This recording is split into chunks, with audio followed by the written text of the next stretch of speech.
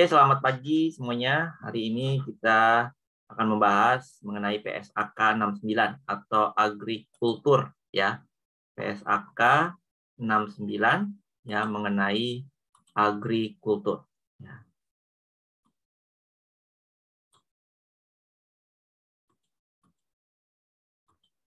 Oke, PSAK 69 mengenai agrikultur. Oke, kita lihat apa sih yang akan dibahas di agrikultur ini ya kan? Kita lihat dulu pengantar dalam PSAK 69 ini ya. Oke. Jadi pernyataan ini atau PSAK 69 kita lihat langsung di ininya ya, dari PSAK-nya ya. Ruang lingkup. Pernyataan ini diterapkan untuk pencatatan hal-hal berikut ketika berkaitan dengan aktivitas agrikultur ya. Jadi pernyataan ini diterapkan untuk pencatatan hal berikut ketika berkaitan dengan aktivitas, yaitu aset biologis ya, kecuali tanaman produktif, produk agrikultur pada titik panen, dan hibah pemerintah yang dicakup dalam paragraf 34 dan 35. Oke. Jadi ini adalah ruang lingkup dalam PSAK 69. Aset biologis itu apa ya? Lalu apa itu produk agrikultur pada titik panen itu apa ya? Oke, kita akan bahas di situ ya, aset biologis dan produk agrikultur pada titik panen ya. Oke, lalu ini tidak diterapkan untuk ya, PSAK ini tidak diterapkan untuk apa? Untuk tanaman yang terkait dengan aktivitas agrikultur ya. Itu karena dia terkait dengan PSAK 16. Tanaman produktif yang terkait dengan aktivitas agrikultur, akan tetapi pernyataan ini ditetapkan untuk produk dari tanaman produktif tersebut ya. Hibah pemerintah yang terkait dengan tanaman produktif, aset berwujud yang terkait dengan aktivitas agrikultur, dan sewa akuna yang terkait dengan agrikultur. Ini nggak masuk ya ke dalam PSAK 69. Oke, kita lihat di sini ada contoh aset biologis ya, produk agrikultur dan produk yang merupakan hasil pemrosesan setelah panen ya. Jadi kalau kita lihat di PSAK-nya di sini, apa sih yang dibahas gitu ya? Pernyataan ini diterapkan untuk produk agrikultur yang merupakan hasil panen dari aset biologis milik entitas. Jadi yang menjadi ruang lingkupnya di sini adalah produknya gitu ya, produk agrikulturnya ya. Oke, yang merupakan hasil panen dari aset biologis milik entitas pada titik panen. Selanjutnya, PSAK 14 persediaan atau pernyataan lain yang berlaku diterapkan untuk produk agrikultur tersebut. Jalan dengan hal tersebut, pernyataan ini tidak mengatur pemrosesan produk agrikultur setelah panen sebagai contoh. Pemrosesan buah anggur menjadi wine oleh penjual anggur yang telah menanam buah anggur tersebut. Meskipun pemrosesan tersebut merupakan perpanjangan dari yang logis dan alami dari aktivitas agrikultur. Dan peristiwa yang terjadi mungkin memiliki beberapa kemiripan dengan transformasi biologi. Pemrosesan seperti ini tidak termasuk dalam definisi aktivitas agrikultur dalam pernyataan ini. Ya. Jadi pernyataan ini diterapkan untuk produknya. Ya. Jadi misalkan kita punya pohon anggur. Nah, kita punya pohon anggur itu kan atau pohon jeruk misalnya gitu ya. Itu kan dia menghasilkan ya anggur dan jeruk. Nah, pohon anggurnya sama pohon jeruknya itu tidak termasuk PSAK 69. Gitu ya. Dia masuknya ke PSAK 16. Jadi dia seolah-olah kayak aset tetap gitu ya. Oke. Jadi pohon anggurnya atau pohon jeruknya itu masuk kategori PSAK 16, masuk aset tetap. Tapi yang akan dibahas di sini adalah ya produknya, produk agrikulturnya, yang merupakan hasil dari panen dari aset biologis, ya. Jadi seperti itu, ya. Jadi di sini, ya, pernyataan ini diterapkan ketika berkaitan dengan aktivitas agrikultur, ya. Aset biologis kecuali tanaman produktif. Tadi misalkan ya, tanaman jeruk, tanaman anggur, yang anggur atau jeruknya nantinya akan dipanen, itu, ya, itu dibilang dengan tanaman produktif. Nah itu nggak masuk, ya. Zero plan itu nggak masuk.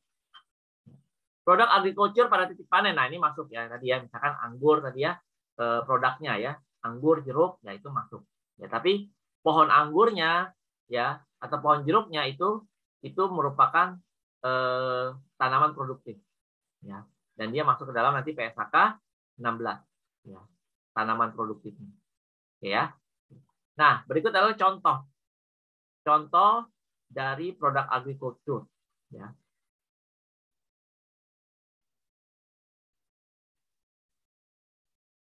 Contohnya produk agriculture itu kita lihat. Tabel berikut menyajikan contoh aset biologis, produk agriculture, dan produk yang merupakan hasil pemrosesan setelah panen. Domba, ya. Domba itu menghasilkan wool, produk agriculture-nya. Produk yang merupakan hasil pemrosesan setelah panen, benang atau karpet gitu ya. Wool itu nanti dijadikan benang atau karpet. Pohon dalam hutan kayu, ya. Pohon tebangan, produk agriculture-nya, nanti pemrosesan berikutnya dia jadi kayu gelondongan atau potongan kayu. Sapi perah, dia menghasilkan susu, produknya susu. Produk yang merupakan hasil setelah panen itu jadi keju. Babi, ya, oke, ngomong babinya jangan ini ya, jangan diintonasikan ini. Babi gitu ya, babi, produk agriculture-nya daging potong, ya. Produk yang merupakan hasil panennya nanti sosial atau ham.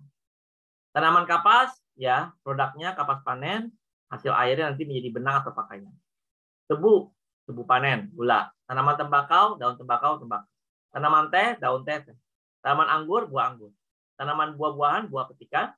Pohon kelapa sawit, tandan buah segar, ya. Nanti produk yang terakhirnya menjadi minyak kelapa sawit, ya. Pohon karet, ya, getah karet, nanti produk olahan karet. Ya. Oke. Beberapa tanaman seperti contoh tanaman teh, tanaman anggur, pohon kelapa sawit, dan pohon karet biasanya memenuhi definisi tanaman produktif dan termasuk dalam ruang lingkup amandemen PSAK 16. Namun produk yang tumbuh pada tanaman produktif, bagi contoh daun teh, buah anggur, tandan buah segar, dan getah termasuk dalam ruang lingkup PSAK 69. Gitu ya. Jadi aset biologis di sini belum tentu dia merupakan coverage dari PSAK 69. Ya. Kalau dia tanamannya adalah produktif, ya, maka dia PSAK 16, misalkan tadi ya, tanaman apa tadi? Tanaman anggur, tanaman buah-buahan, tanaman teh, tanaman tembakau, gitu ya. Oke. Pohon kelapa sawit, pohon karet, dia harusnya masuk ke PSAK 16, walaupun dia adalah aset biologis, gitu ya. Tapi nanti dia masuk ke PSAK 16. Ya. Tapi produk-produknya itu masuk PSAK 69. Kalau ini berarti kalau produk yang merupakan hasil pemrosesan setelah panen, ya itu nggak masuk kategori ini gitu ya, nggak masuk coverage dari PSAK ruang lingkup dari PSAK 69. Ya, mau dia dijadiin sepatu kayak gitu ya, karetnya mau dijadiin apapun gitu ya, terakhirnya ya itu nggak masuk ke ruang lingkup dari PSAK 6. Paham ya? Oke, kita lanjut lagi. Sampai sini ada pertanyaan? Nah, ini definisi-definisi ya.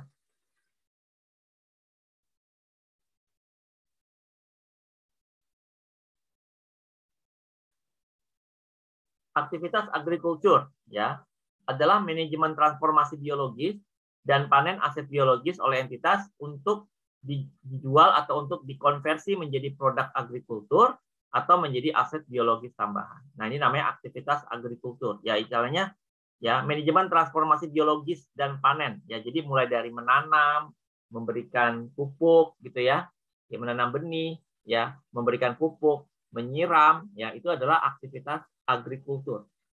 Ya, adalah manajemen transformasi biologis dan panen aset biologis oleh entitas untuk dijual atau untuk dikonversi menjadi produk agrikultur atau menjadi aset biologis tambahan. Aset biologis adalah hewan atau tanaman hidup. Ya. Jadi aset biologis itu adalah hewan, bisa tanaman hidup. Ya, biological asset. Misalkan tadi sapi gitu ya, sapi perah, tanaman teh, ya, tanaman atau pohon anggur, pohon teh gitu ya, pohon jeruk dan sebagainya. Ya, itu namanya aset biologis. Tapi tidak semua aset biologis itu merupakan part dari PSAK 6.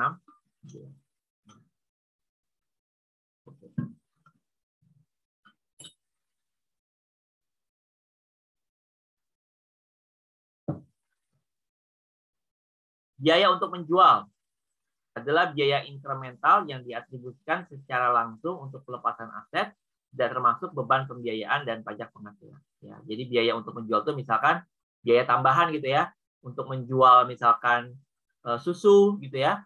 Untuk menjual susu itu berapa beban penjualannya ya. Misalkan dia harus dijual di suatu pasar tertentu gitu ya. Yang di sana mempertemukan ya penjual dan pembeli. Ya. Itu berarti nanti beban-beban penjualannya itu masuk namanya biaya untuk menjual. Lalu ada kelompok aset biologis. Ya. Kelompok aset biologis ya adalah penggabungan dari hewan atau tanaman yang hidup yang serupa. Lalu panen ya adalah pelepasan produk dari aset biologis atau pemberhentian proses kehidupan aset biologis. Misalnya ya, panen itu misalkan tadi jeruknya dipetikin, ya, duriannya dipetikin, anggurnya dipetikin itu berarti panen, ya. Atau pemberhentian proses kehidupan aset biologis misalkan ya. Tanaman yang misalkan sekali muncul langsung dipanen gitu ya. Misalkan bayam, misalkan gitu ya. Oke. Yang misalkan atau misalkan tanaman-tanaman misalkan kayak sawi gitu ya. Nah, itu kan dia begitu dia numbuh siap dipanen ya udah dihabisin semua gitu ibaratnya ya. Nanti kalau mau ada lagi ya tanam benih lagi ibaratnya. Produk agriculture tadilah produk yang dipanen dari aset biologis milik entitas. Misalkan jeruk, anggur itu adalah produk agriculture. Nah, kalau nggak semua aset biologis itu adalah cakupan dari PSAK 69. Ada yang namanya tanaman produktif tadi ya, atau bearer. Misalkan tadi pohon jeruk, pohon anggur, ya, adalah tanaman hidup yang digunakan dalam produksi atau penyediaan produk agrikultur. Diharapkan untuk menghasilkan produk untuk jangka waktu lebih satu periode dan memiliki kemungkinan yang sangat jarang untuk dijual sebagai produk agrikultur, kecuali untuk penjualan sisa yang insidental atau incidental scrap. Yaitu tadi ya, tanaman produktif itu adalah tanaman yang digunakan untuk menghasilkan produk agrikultur. Misalkan tadi pohon jeruk, pohon anggur ya, pohon duren ya, dia tumbuh itu memang untuk menghasilkan produk agrikultur. Nah, itu dia namanya bearer plant. Nah, dia nggak masuk dalam kategori PSAK 69. Oke. Nah, kenapa dia agrikultur itu unik gitu ya? Ya karena prosesnya itu transformasi karena mereka makhluk hidup gitu ya, makhluk hidup yang tadi yang nggak ada jadi ada terus mati gitu ya, bertumbuh berkembang, transformasi biologis kita namakan ya, ada pertumbuhan, degenerasi, produksi, prokreasi yang mengakibatkan perubahan kualitatif atau kuantitatif aset dari aset biologi. Karena mereka melahirkan gitu ya dan seterusnya.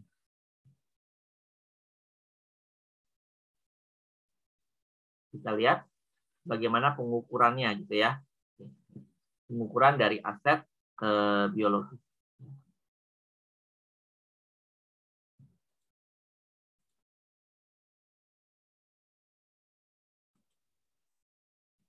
Pengakuan dan pengukuran.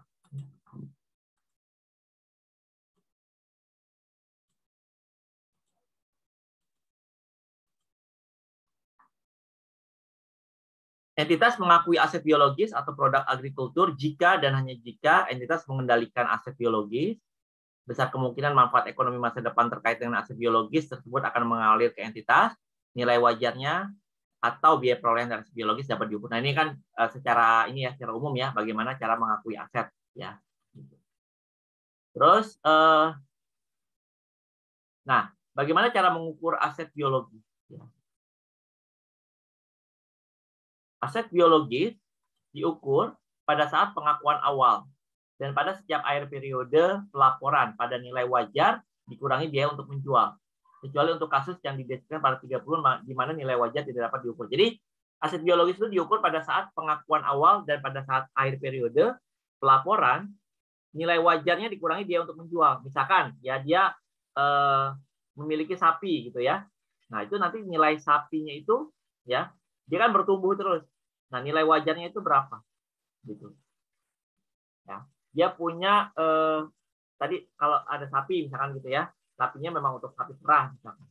Nah, lalu ada apa lagi misalkan? Selain sapi ya misalkan domba gitu ya. Ya, di sini ada babi ya. Tanaman kapas, tebu, tanaman tembakau. Nah, kalau misalkan kayak ini kan kalau tanaman kapas, tebu, tanaman tembakau, tanaman teh, anggur, buah-buahan, kelapa sawit, pohon karet, ini adalah apa? Dia aset biologis tapi bukan cakupan PSAK 69. Karena dia masuknya PSAK 16 kayak aset tetap. Nah, berarti kalau tanaman yang masuk ke dalam PSAK 69 yang bagaimana? Tanaman yang begitu tumbuh, kali dipanen langsung habis gitu. Nah, itu baru masuk ke dalam PSAK 69. Ya, misalkan tadi pohon sayuran sawi gitu misalkan gitu ya. Oke, itu kan begitu tumbuh ya udah kita panen semuanya. Ya langsung habis gitu ya. Beda dengan anggur, pohon anggur. Ya pohonnya kan masih ada, kalau anggur dari dipanen kan dia akan tumbuh lagi anggurnya tahun depan misalkan gitu. Ya. Tapi kalau yang sekali panen dengan pohon-pohonnya berarti itu ya masuk ke dalam ruang lingkup PSAK 69. Paham ya?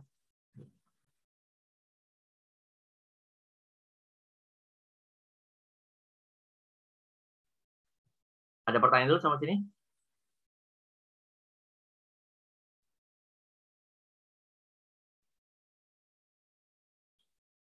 Nah, ini kita lihat. Berikut ini bukan merupakan tanaman produktif. Ya. Oke, bukan tanaman produktif. Ya, tanaman yang dibudidayakan untuk dipanen sebagai produk. Jadi tadi misalkan ya, sawi, ya, tanaman yang dibudidayakan untuk menghasilkan produk agrikultur ketika terdapat kemungkinan sangat jarang. Ya, contoh pohon yang dibudidayakan baik untuk buahnya maupun potongan kayunya, gitu ya. Jadi begitu dipanen ya potongan kayu juga dia akan dipakai. Ya. Tanaman semusim, sebagai contoh jagung dan gandum. Nah itu annual crop, dia bukan merupakan year round. Karena kalau padi misalnya gitu ya, padi itu kan ya sekali panen ya udah habis ya. Setelah itu baru ditanam lagi benih padinya seperti itu. Ya. Berarti dia adalah merupakan cakupan dari PSAK 69.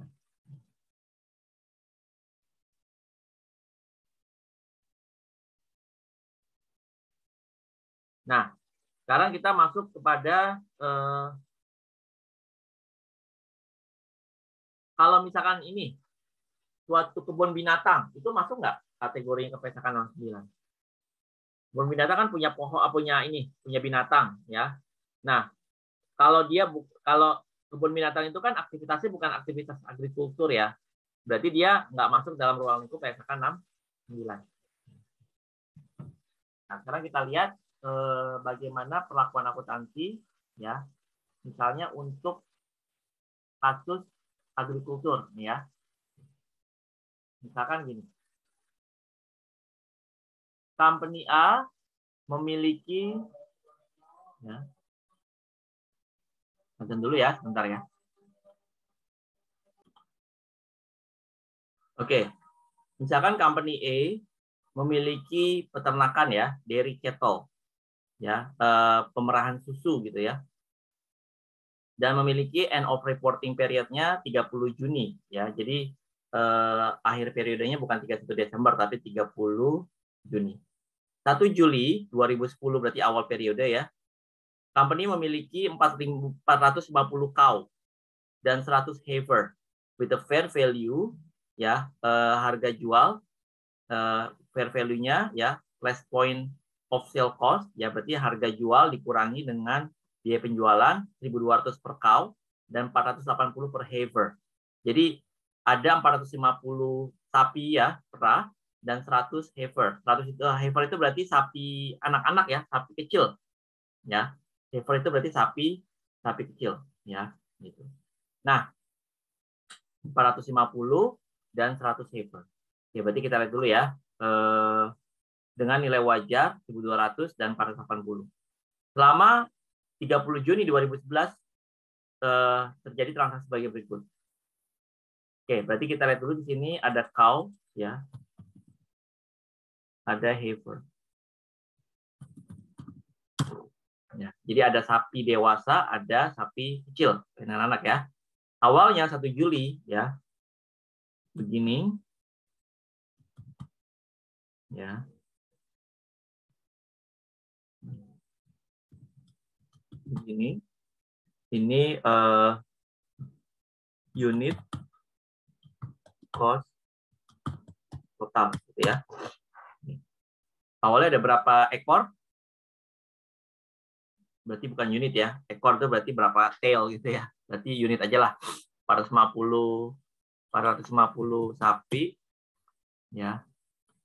Value-nya di sini bukan cost ya, berarti fair value-nya. Ya. Fair value awalnya dia 1.200. Oke, berarti totalnya 4,5 kali 1.200 ya.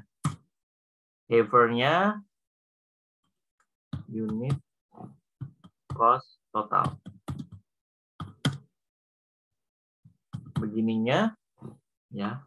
Haver-nya berapa? 100 haver dengan cost-nya berapa? Per cow 480 ya. Fair value-nya 100 kali 48 ya. Oke. Selama tahun yang berakhir 30 Juni terjadi transaksi sebagai berikut. 100 new cows were purchased. Ya. Oke, berarti beli ya. Berarti di sini tanggal ini nomor 1 ya. Purchase. Pembelian.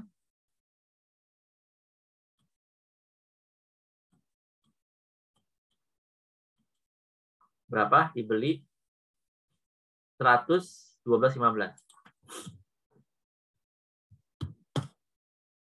Oke, berarti totalnya ya 100 kali 12,15. Gitu ya. Ya berarti yang pertama jurnalnya apa?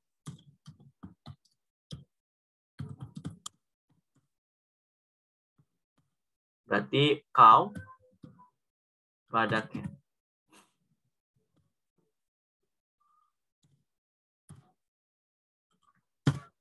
Cows pada cash 121.500 ya. Oke.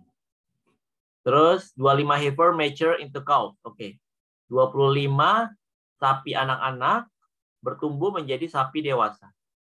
3 sapi anak-anak mati, 50 cows dijual, salary and other operating cost 30. 30 Juni the fair value is determined as 1275 per cow dan 525. Company determined that these are the appropriate fair value for use the purpose of transfer and that of heifer. Oke. Jadi di sini maksudnya gimana?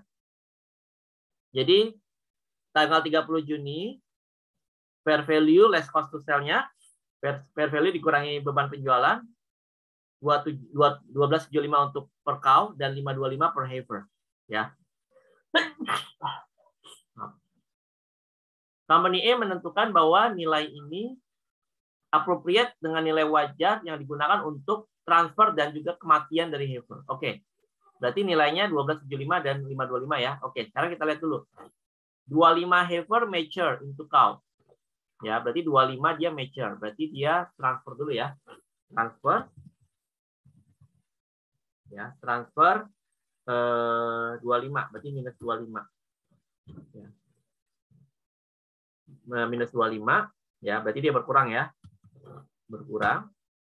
25 kali 480. 12. Nah, tapi begitu dia ditransfer, ya, ini kan transfer dari sini ya. 25. Nilainya berapa? Nilainya berarti di sini 1275.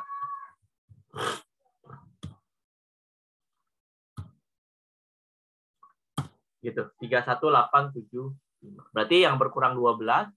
Nah, berarti kan di sini dari heifer dari sapi anak-anak menjadi sapi dewasa berarti ada penambahan nilai dong. Ya kan?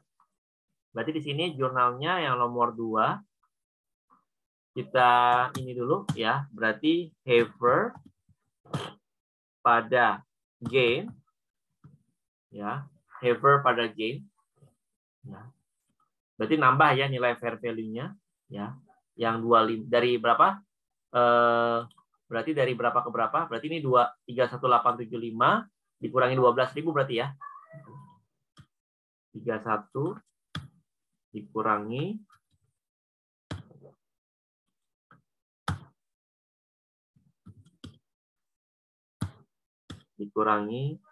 minus ya 19.875 berarti ya. Kan sebelumnya nilai 12. 25 kali 480. Dari 480 naik ke 1275 ya. Berarti ada kenaikan 19.875. Ya, Heifer pada gain. Ya, atau bisa juga ini dari mana? Bisa juga yang gampang ya, berarti dari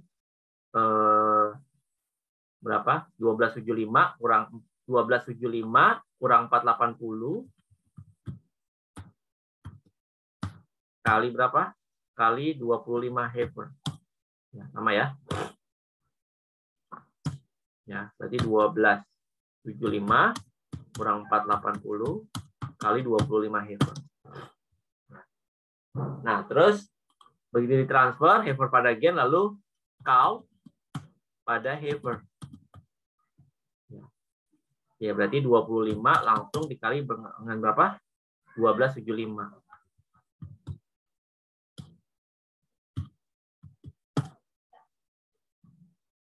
25 dikali 1275. 31875 ya. 31 yang sama ya, 31875. Karena nilainya kan udah naik. Cows pada, jadi perpindahan sapi dewasa pada sapi anak-anak. Gitu ya. Oke. Berikutnya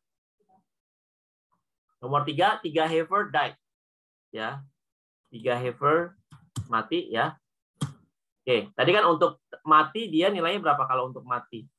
Ya, kalau untuk transfer kan menjadi cow 1275. Kalau untuk ini 525 ya. Oke. Nilai ini ditentukan untuk kenaikan nilai untuk purpose untuk transfer atau untuk debt. Berarti 525. Oke, sekarang di sini debt. Debt-nya berapa? 3. Minus 3 berarti 480. 3 kali 480. Oke. Sebelum dia mati nilai kita naikin dulu. Dari 480 ke 525. Oke, berarti di sini kita jurnal dulu heifer pada gain dulu. Ya, berarti 3 berarti 12 maaf ya.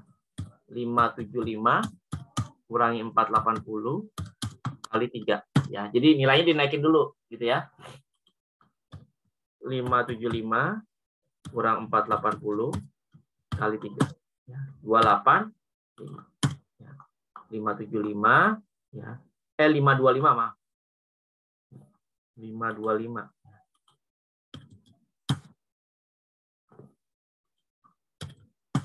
Oke, baru setelah itu heifernya mati kan? Oke, berarti loss pada heifer. Ya, berarti 3 dikali 525. 3 kali 525. 15,7 gitu ya. Mati dia ya. Berarti sebelum mati dinaikin dulu nilainya karena untuk kematian nilainya menjadi 525. Karena kan mungkin matinya di tengah tahun gitu ya. Nilainya dia tuh dengan 480 lagi tapi udah lebih tinggi harusnya. Terus 50 cows were sold dengan 1245 each. Oke. 50 di sini sold. Ya. Sold ya. Berapa? 50 cow minus 50. Berarti pakai FIFO aja ya. Berarti pakai FIFO first in first out berarti nilai costnya pakai yang 1.200. Dia mati 50 kali 1.200. 60. Oke, berarti kita jurnal di sini. Nomor 4. Cash. Berapa? 50 kali 1245. 62,250.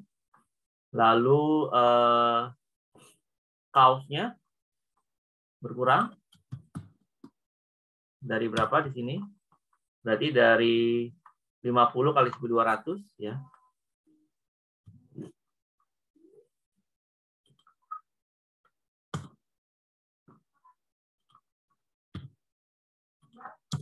Oke, 60 ya. Kaosnya 60 baru pada gain. 62,250 kurang 60. F 61. Ya, 22,50. Ya. Oke. Terus salary and other operating cost 30.000. Oke, ini nggak ada masalah. Nomor 5 ya. Expense pada cash. Expenses pada cash senilai 30.000.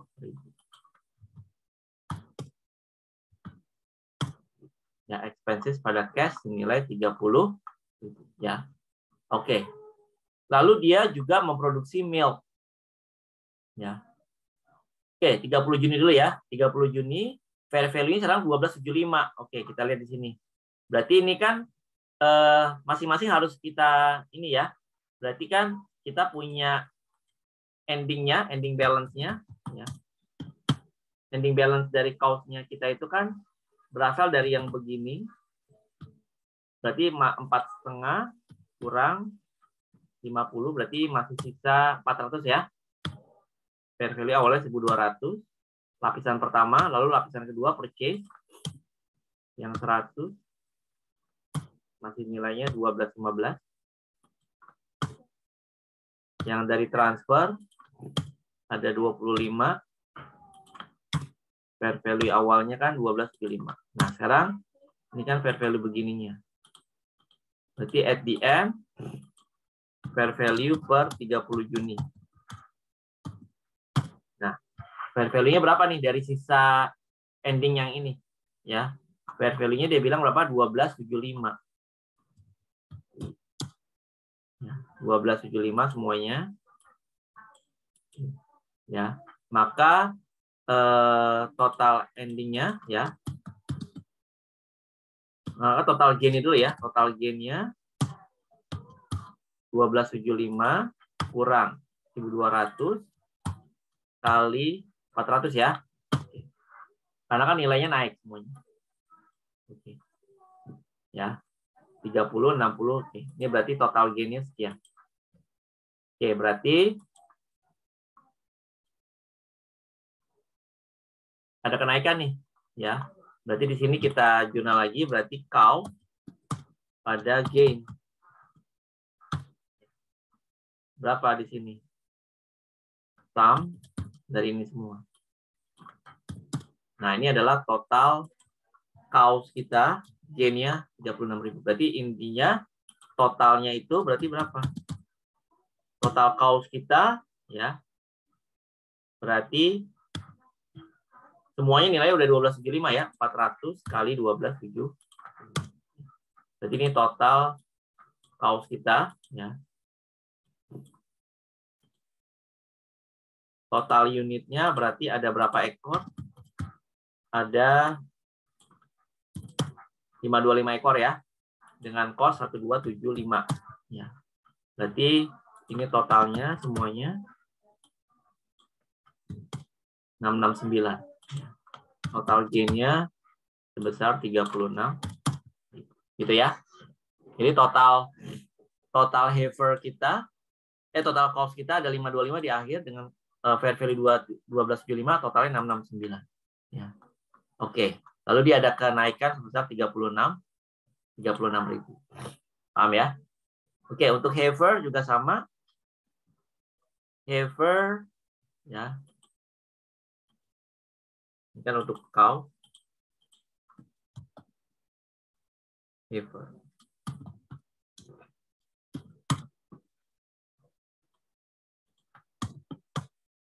Oke. Endingnya berarti dari beginning sisanya tinggal berapa? Berarti sisanya tinggal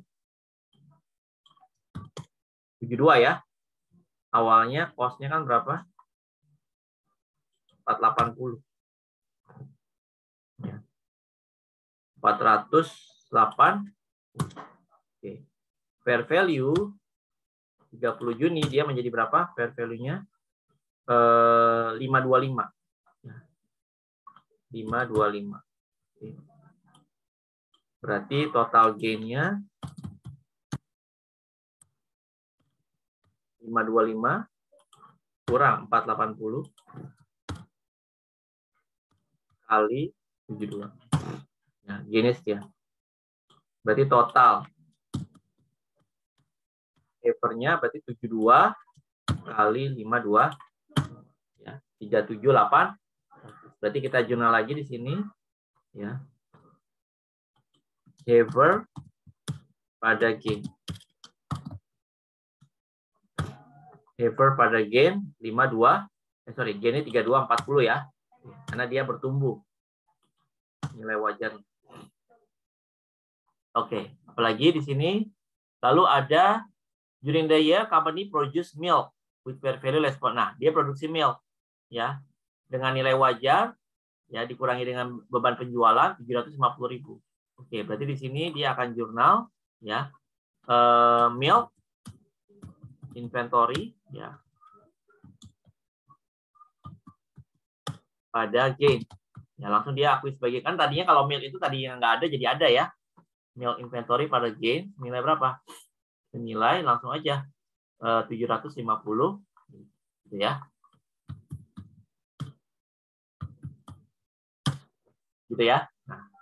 Nah kalau begitu nanti penyajiannya gimana income statement-nya? Income statement for the year ended 30 Juni 2011.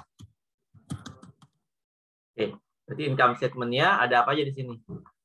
Di sini kan dia company produce milk, fair value potential 750.000 ya. Oke. Berarti di sini dia income statement-nya dia mengakui ada gain. Ya, gain-nya dari mana aja? Ya, gain-nya dari semua ini kan. Dari ini 19 ya kan? Terus tambah 135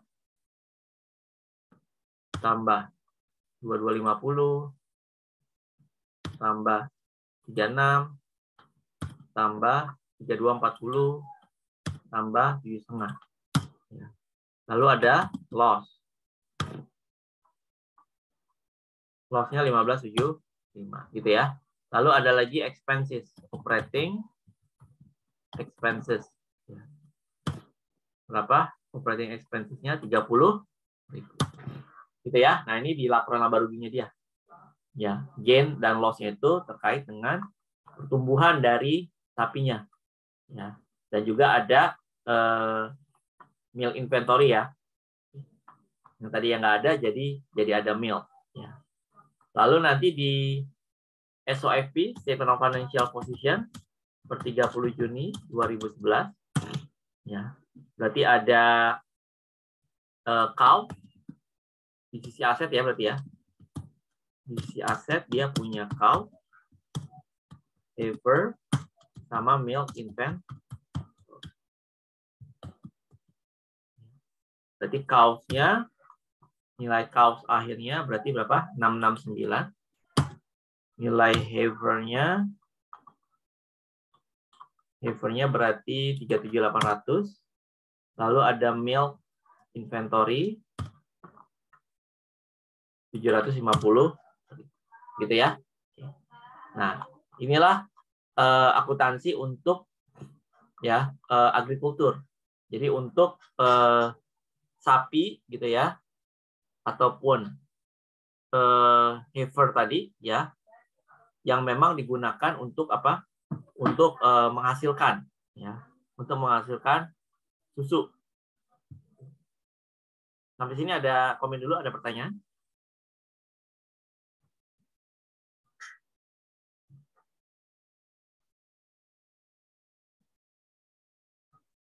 Bapak, saya mau tanya, Pak. Ya. Tadi kan ada yang tentang kalau misalkan sapinya itu mati, Pak, yang nomor 3. Nah, kalau misalkan dari soal itu nggak diinfoin, kayak nggak harus dinaikin dulu nilainya, itu gimana, Pak? Nggak, berarti nggak usah, atau gimana? Kalau di soalnya tuh dibilang, company A determine that these are the appropriate fair value to use the purpose of transfer and debt. Jadi kan mungkin dia matinya nggak di tanggal 1 Juli ya, nggak di awal periode, mungkin matinya di pertengahan, di mana dia nilainya itu udah naik itu sebenarnya, udah bertumbuh lah, ya. Kalau sapi kan cepat ya, gitu. Berarti pasti nilai fair value itu nggak sama dengan nilai fair value awal. Jadi kita naikin dulu nilainya, baru kita lossin semuanya gitu, ngerti nggak? Oke, Pak. Berarti asumsinya dinaikin dulu lah ya gitu ya? Iya, dinaikin dulu nilainya. Karena pada saat dia mati nilainya nggak 480. Ngerti nggak? Iya, Pak. Terima kasih, Pak. Ya, ada lagi pertanyaan? Kalau sapi itu berarti termasuk PSAK 69 ya, karena sapinya digunakan. Beda dengan tanaman produktif. Kalau tanaman produktif, misalkan kita asumsikan dia pohon jeruk kan menghasilkan jeruk. Ya, kan sama aja kayak sapi menghasilkan sapi gitu ya. Tapi kalau pohon jeruknya itu nggak masuk ke PSAK 69. Ya, dia karena masuk ke dalam kategori tanaman produktif. Ya. Tapi kalau binatang itu masuk ke PSAK 69. Paham ya? Ada komen? Kalau tidak ada, kita latihan soal ya.